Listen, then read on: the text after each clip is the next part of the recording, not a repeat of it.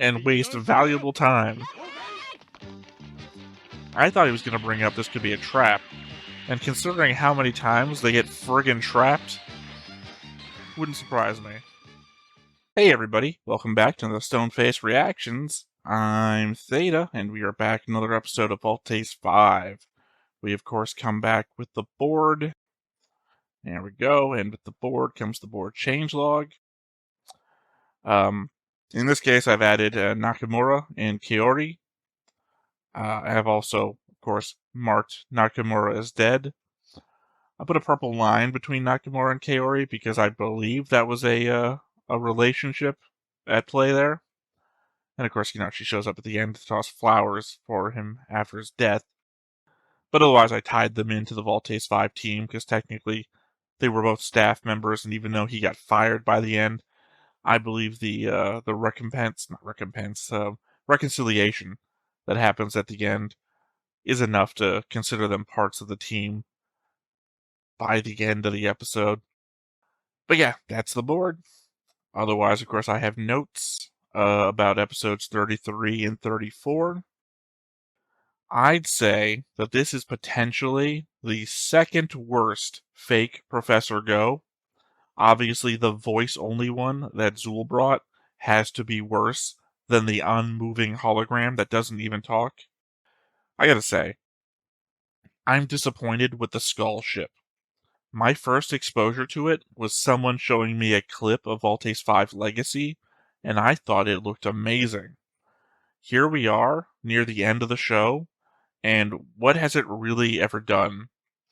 It's more of a means of conveyance for our bad guys to witness the fights that are happening. It barely ever fights itself, and even when it does, it has no real effect on the battle. Just kind of feels like a waste of a cool-looking set piece. The Go brothers shouldn't really have antibodies to the Boaznian germ. They've never been to Boaznin to be exposed to the disease or inoculated against it for their bodies to have created antibodies to it before. Essentially, this is their first exposure to the germ. Their bodies would need time to start creating antibodies, assuming that they even can. I feel like the show is pushing the idea that they have the antibodies just because they might be Boaznian, which wouldn't be how that would work. Episode 33's Monster of the Week showed that the shield doesn't extend underground. How many digging machines or beast fighters have we seen so far? Sorry, I meant to imply how many beast fighters have we seen that have also dug underground. The Boaznians have had plenty of chances to take out Big Falcon before, considering that fact. As much as I enjoy Prince Heinel, I really do have to contribute their consistent failure to incompetence. They've had the means to get past everything in their way all this time, but have been slamming their heads against the wall rather than being as clever as they could be. To be fair, the place I'd least expect to understand trauma and a need to deal with mental health would be Big Falcon. All the shit Sakunji put the team through, taking their personal effects away, wanting them to work to death, and make them into emotionless robots. And those are the main characters. I gotta believe he's less sympathetic to the random people working around him. Hell, he sprayed shots in front of them when he first arrived to get them to stop running for their lives when under attack. So yeah, a staff member in a mental crisis situation isn't getting much sympathy from this place. What they should have done is given him the time he needs to process what's happened and grieve. I know the argument could be made that everyone on base is fighting for the survival of humanity, and that it's all hands on deck. But if the man is incapable of operating, then he's no good to everyone right now. There is no point in forcing him to work. At the same time, if you are so well staffed that you can ask him to quit for being drunk and loud, then clearly you didn't need all hands on deck and could have let him grieve. At the same time, while Sorry, couldn't say his name for a second. At the same time, while what Nakamura is saying and doing isn't great, the man is drunk and not in his right state of mind. I think we can all understand what he's going through and give him that much slack. Will, we in the real and modern world, obviously not the people in the show. I mean, even when he says he'll kill Kenichi, he doesn't pull out his sidearm. He goes for a punch. A punch against the guy who is leader of the team and has been learning combat tricks the whole show. You gotta think he knows that this isn't gonna work. He just wants to express his anger the only way he knows how. Like I said, not great, but understandable. And I think the fact this guy has been part of the crew, working life or death alongside them all this time, would have earned him a little leeway to work out his loss. Kenichi's "it's hard to fight alone" is a high point for both his character and the show as a whole. Small callback, by this is my final note, small callback, remember when Sakame was trying to save his daughter, and the daughter turned out to be a humanoid bomb? They could have done that with Nakamura's parents.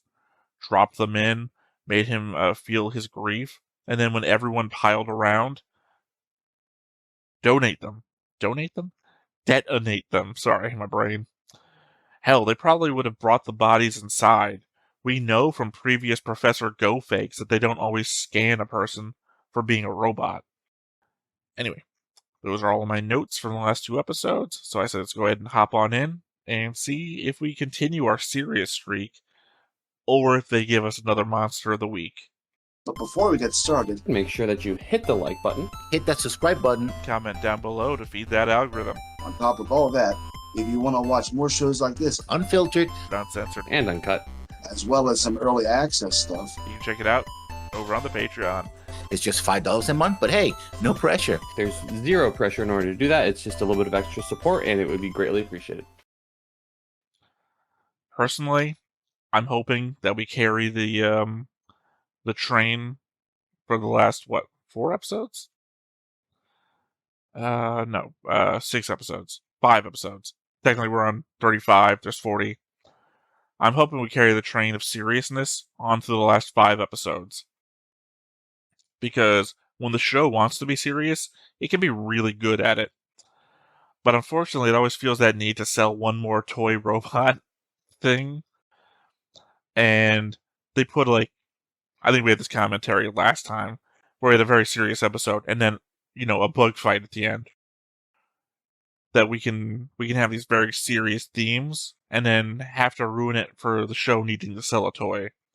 Although I will point out that the Professor Go backstory episode didn't have a big giant robot fight in it. It was literally just, hey, let me tell you a real serious story about what's going on, and we did it to completion. So I guess last episode really gets hurt by that. I'm thinking I'm probably going to do it like a top 5 episodes thing, so expect that to be like a high... Expect that to be a high reason why some episodes get cut out. So we're going back to Go's base. Is Go going to be the starfighter?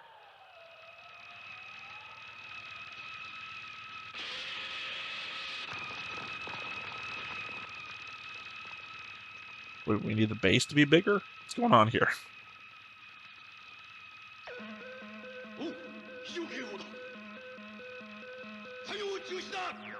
Oh, is the starfighter going to be... Okay, never mind. It's going to make another wrong guess.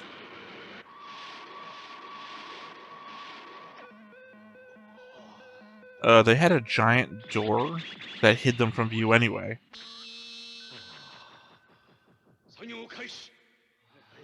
I mean, legitimately, they would have had to, fly into the cave, find the giant metal door.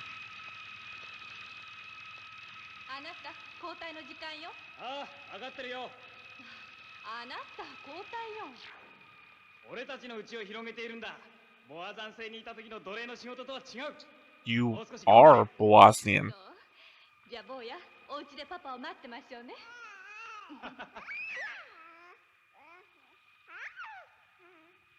Oh yeah, dude, it's the one who sent his wife and kid out.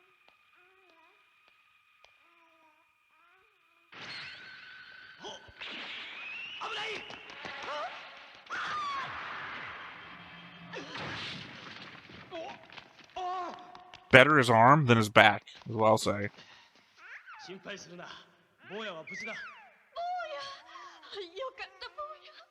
ベルナール、ありがとう。恩に着るよ。 Oh yeah, I think they named him Bernard before. I don't know why he's not on my list. 大丈夫か？どうしました？大丈夫ですか？しっかりして。捕まって。 The episode's fucking named Requiem, which is what you put for someone's death. Or you play for someone's death. That's Dirge. You know, Requiem's sort of the same thing. 会いたいだろうな。かわいそうに。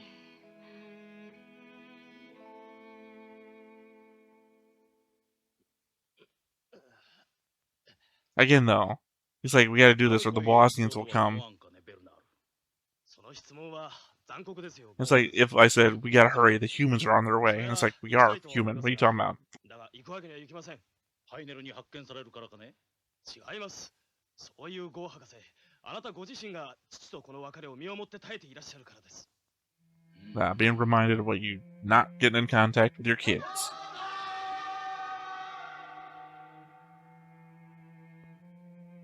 そんなあなたにどうして言えるでしょうか。坊主に会いたいなどと。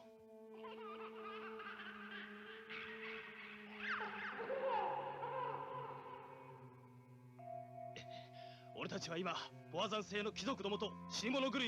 mean, it'd be nice to be reminded about what you're fighting for. You know, the future of your people, i.e., the kids. 後で格納庫 XG へ来てくれたまえ。君にやってほしい仕事がある。え？私に？じゃ。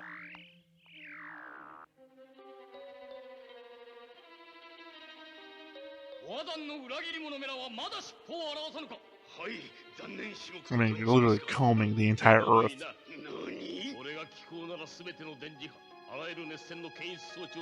You are.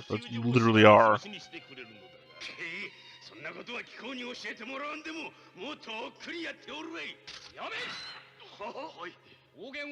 square butt he's got. 今日からベルガン、お前も出動して徹底的に裏切り者の巣を探すのだ。は、かしこまりました。 He just called you like children, and you continue to act like children.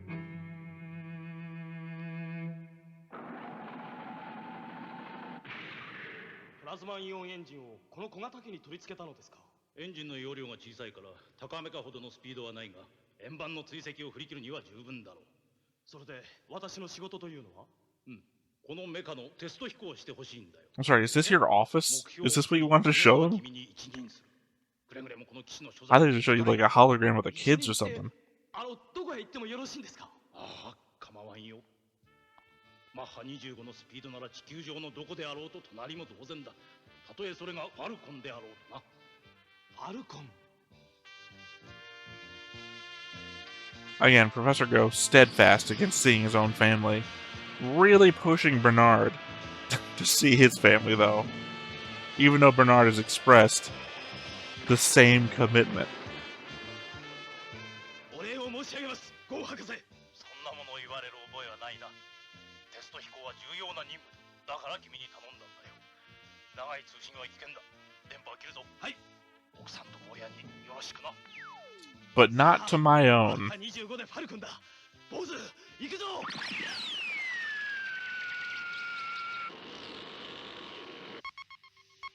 なんだこれは。すごいスピードだ。この円盤ではとても追いつけんスピードだ。ベルガン様の指令を仰げ。 Yeah, but you can generally tell which direction it's coming from. 何？マッハ20を越していると。はい。今スクリーンに映します。もっと拡大してみろ。これは例のプラズマイオンエンジンに違いない。いかがいたしましょう、ベルガン様。バカモン。 But she can't catch up to it.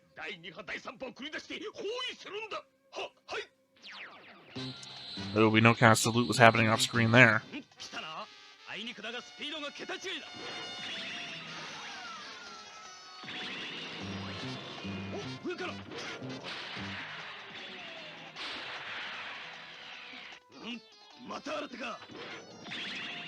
Not really. I mean, you've shown us 3 sides. You can turn around. ファルコンだというのに。 I mean, if they can't catch you, they shouldn't be catching up to you. 坊やわかる？あの海のずっと向こうに坊やのパパがいるのよ。変わってますのよ。海が荒れれば荒れるほど喜びますの。やっぱり男の子ね。ボア山星にもこんな大きな海があるんですか？ええ、学者の間では水の惑星と呼んでいたくらいです。水の惑星。よっぽど似てるんですね、この地球と。ええ。 I mean, it's different from the parts that we saw. 鎧樹脂だ。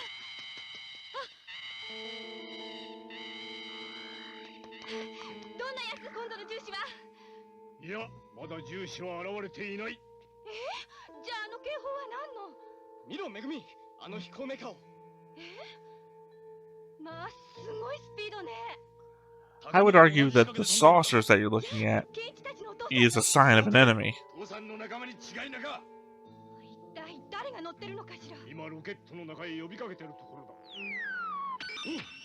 こちらボア山星のベルナール、ニナの夫です。あの赤ちゃんの。父親だ。左近次博士、救助に行かせてください。僕たち重視専用とは限ってないよね。そうだい。行きましょう、みんな。お手、止めるんですか、左近次博士。誰がそんなことを言った？重視がいないからって。 And waste valuable time. I thought he was going to bring up this could be a trap. And considering how many times they get friggin' trapped, wouldn't surprise me. Is this like our second time seeing the loading sequence? Because I can't remember seeing it since like episode 2. I mean, that would technically make it the third. I'm not even being correct in my own math.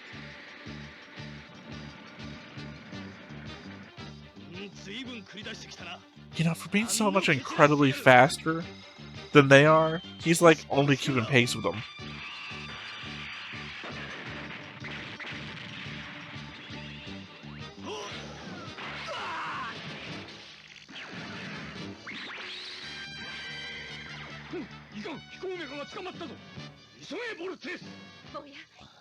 Wasn't it just literally last episode he's like, there's no emotion in war? And instantly he's breaking out in emotion all episode.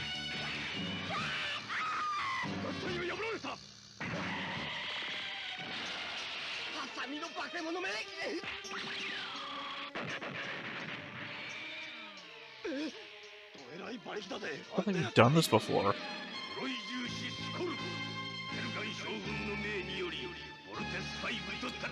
Doesn't the... Sorry, isn't the super electromagnetic force supposed to pull them together even when they're being held?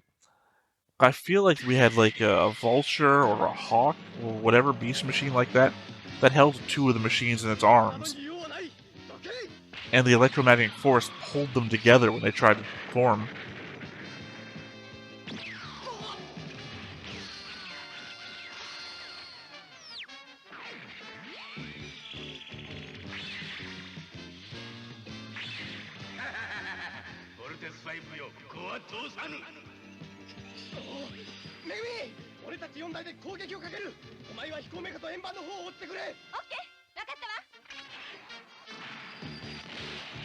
The feet. They thought the feet would be the one to help the fastest moving machine ever.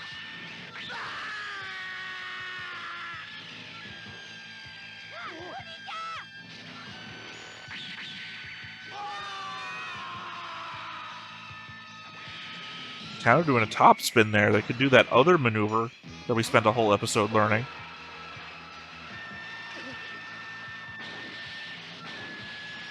The one specifically we're supposed to be able to do when we can't form up as well.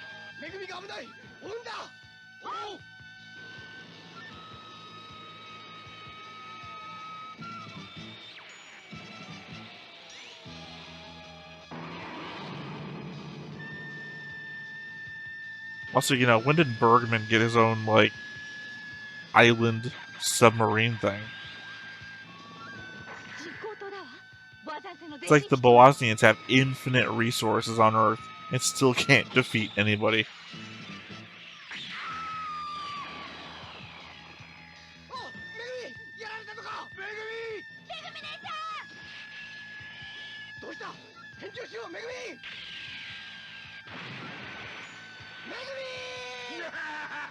I'm pretty sure her thing is like watertight.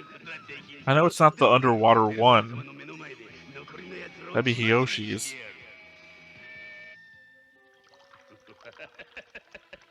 よく来てくれただ歓迎させてもらうぞ。裏切り者か。ところで物は相談だがもう一度裏切ってはどうかね。仲間の住処を I mean, based on what we saw from the other guy, who's all about honor, I'm certain you'll still be put to death. おお、その気になったか。言ってみろ。おのれ、どうするか見ておれ。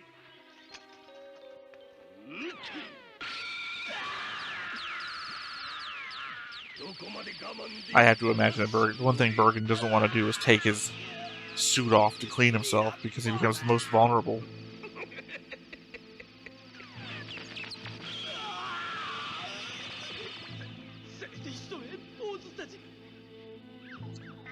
And also the fact he doesn't have horns and is treated as an equal to everybody. That's also kind of narratively inconsistent to the whole thing we're fighting against.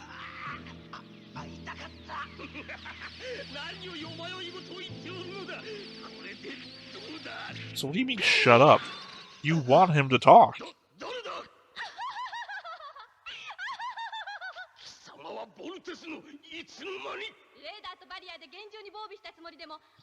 Also, yeah, literally, how did you get in here? Because you crashed outside. このウルトラマグコン小型レーザーガンを浴びた以上はお前のその鎧ももう役には立たない。 I mean, legitimately, it should also be immune to your shurikens. It's literally proven to be immune against everything. Yeah, aim for the face. It's RoboCop rules in here.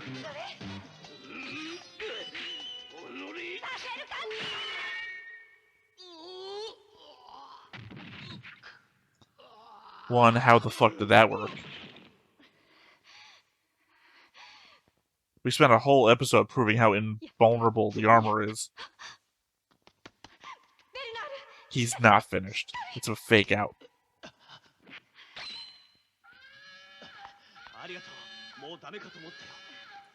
There's no way that fucking guy's dead. I know we're close to the end.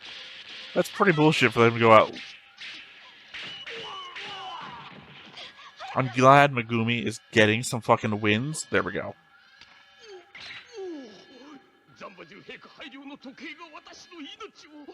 Unnecessary.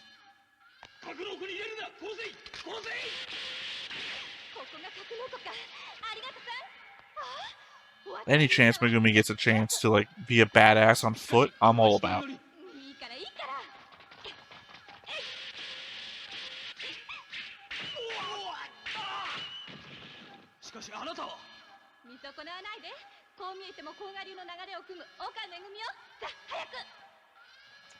You know I already have a wife, right?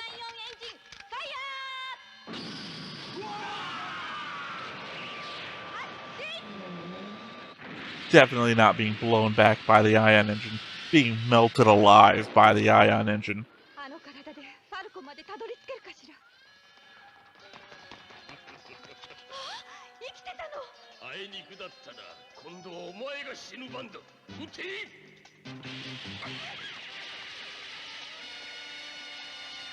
And just a reminder, her shurikens have never been shown or described as being anything else, just like normal metal. And his armor is the best armor in the galaxy.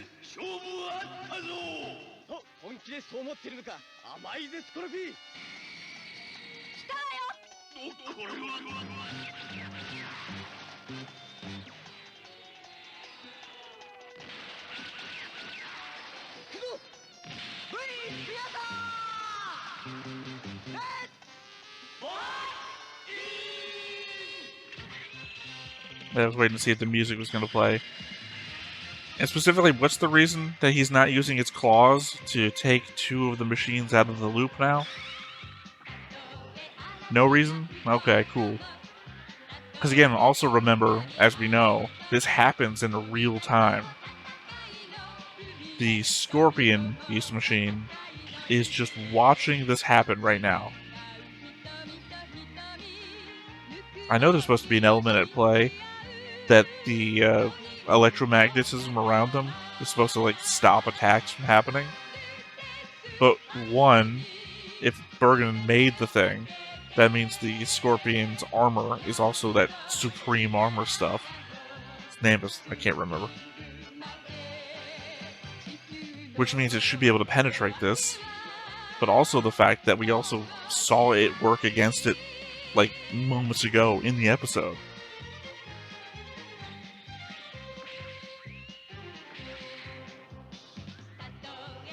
I've never actually timed how long the transformations take.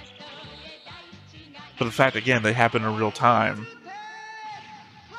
Sailor Moon doesn't take so long to transform, is all I'm saying. なぜだ確かに叩き落としたはずなのになんだわなお前の目をくらますためにわざと煙を出したんだ俺たちが慌てて見せたのもお芝居よまんまと引っかかったなおのれ悪賢い囚人め Well, now it's going to fire its hands. Stop hitting yourself.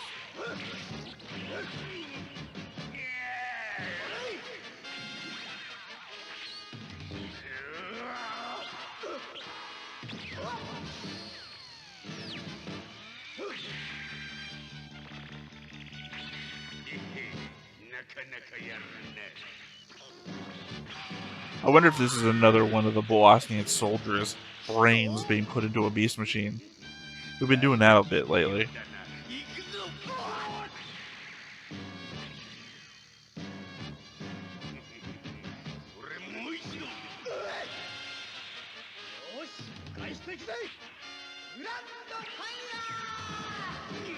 I mean, it still escapes me that they never go straight to the sword.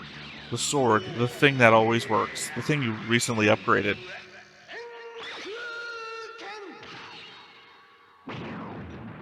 Yeah, it's like anytime you play an RPG and you put all your points into a thing, you don't start using your other abilities.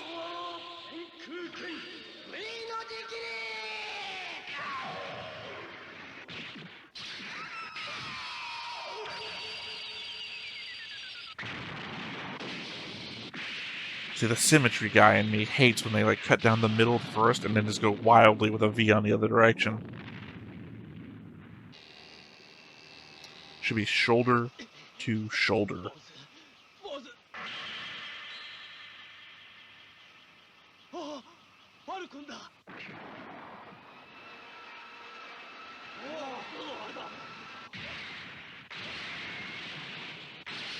Yeah, what a horrible idea.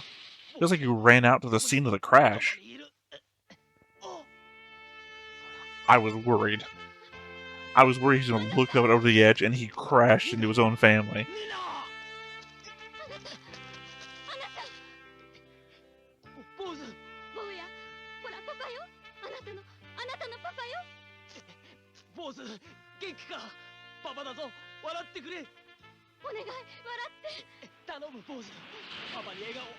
Second episode today featuring a son recoiling from his dad.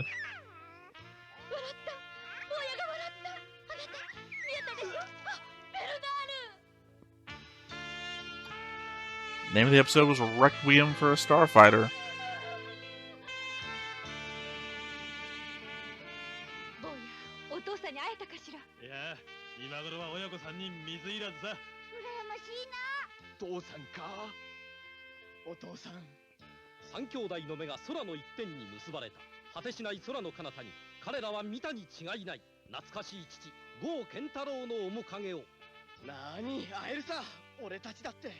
To experience the bad news face to face.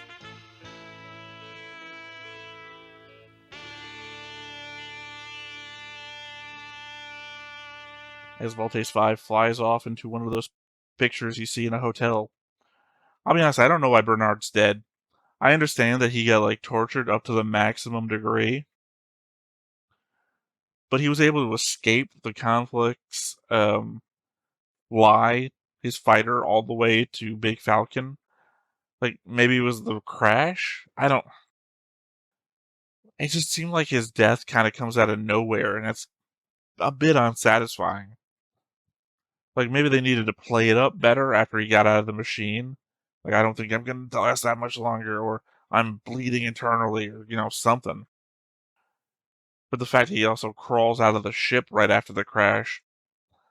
Again, if you're trying to imply that he was dying or something, have him, like, be in there, and then somebody has to climb up to see him, and like, oh, you better come talk to him, and then have your final conversation there, and he just kind of, like, slumps out in the pilot seat or something. It just doesn't seem like he's dying. It, like, feels like he's finally got to the family, and it's a good ending. ついにプリンスハイネルはゴー博士の秘密基地を突き止める。激戦の最中、地底上を揺るがす謎の大爆発に隠された陰謀とは何か。今、裏切り者がその姿を現す。次回、ボルテス5、地底上攻撃開始にご期待ください。 Almost feels like some of that had a better art style than we're used to seeing. Next episode preview. Prince Heinel finally locates Dr. Go's secret base.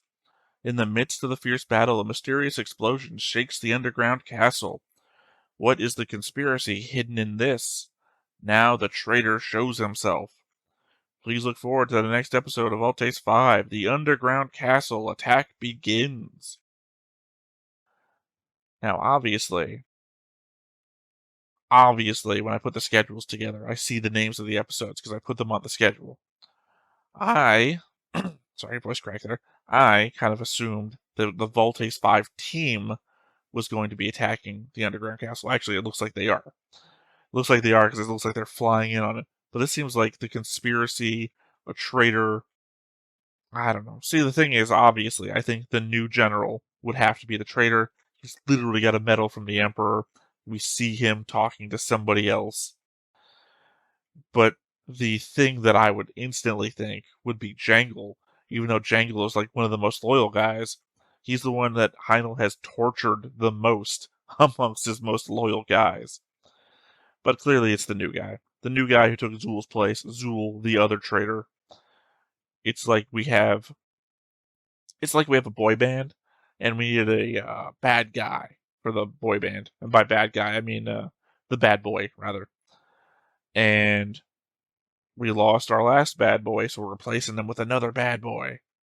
It doesn't make a lot of consistency sense, but for like show narrative roles, I guess that's what we're doing. The same way that I kind of thought like Hamaguchi got contractually replaced by Sakunji. The same way that when they show, I brought this up a number of times, when they show Hiyoshi in the centrifuge thing, and they pan back up to Sakunji in the control room for like a frame or two, Hamaguchi is back up there, as though they had drawn it first and then had to replace it later. So yeah, I guess, I don't know, unexpected. The fact is, I thought that Prince Heinel's story was going to be a lot deeper and going a lot further than it actually is. And like the last big reveal from Prince Heinel was that he might be Professor Go's son. I don't know. I guess that was been indicated the entire time, really. So it wasn't even really an indication from the Professor Go backstory episode. It's just that that's been a while. I mean, it's not been a long time ago, but it's been a while. And we haven't really had any serious storylines from Heinel's side of things. That's disappointing from me, who, had drawn as him. The same way I was talking about Niskaflone, where I'm siding with Delandu, even though he's a villainous bad guy. Because I got drawn as him. I just, when you wear team colors, you represent the team. So yeah, I mean, going into that episode, I guess that's where we're going to do. So I say, let's go ahead and wrap up here. Of course, because I record 2 episodes in a day, so I can see what's going to happen next time. So, once again, I have been Theta. This has been Stoneface Reactions, and we will catch you next time. Bye-bye. Hey everybody, thanks for watching another Stoneface Reactions. If you have an idea of another video we could go ahead and watch, go ahead and put it in the comments down below and we'll add it to the wheel. Be sure to like, comment, and subscribe, and let us know what you thought about this video and what parts you liked. And until then, we'll see you next time. Is this too goofy?